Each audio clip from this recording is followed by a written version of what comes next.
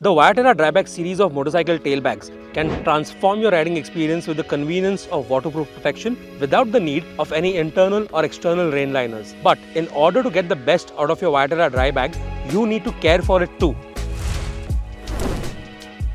Keep your dry bag clean. Most often, all this will need is to be dusted or wiped down with a damp cloth. You can, of course, periodically wash your dry bag as well. Pay specific attention to zippers. You can use a soft brush to clean zippers and apply a light coating of wax or silicone grease for smoother movement. The unique air release valve is a critical component on the 40 and 55 litre dry bags. Periodically, check that the air release valve is functioning correctly and clean it if required. The triple layered waterproof outer material is designed for durability but can be damaged by sharp objects, friction against abrasive surfaces, or exposure to extreme heat. Be aware of where you place your dry bag and how you handle it, whether on or off the motorcycle. Also, be mindful of what you place inside the bag. For example, placing sharp objects directly in contact with the walls of the bag can lead to damage. If the bag is punctured or otherwise damaged, it will no longer be waterproof. Periodically, inspect the plastic components of the bag such as buckles and the D-rings. Remember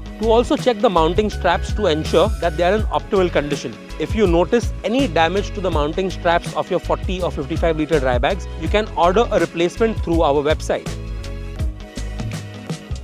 When storing your dry bag, leave the air release valve open. Close the main zipper partially and do not use the roll top closure. The dry bag should not be rolled or folded. Instead, simply compress the bag and store it in a well-ventilated packet along with some silica gel packets for moisture absorption. Make sure that the dry bag is always stored in a cool and ventilated dry place.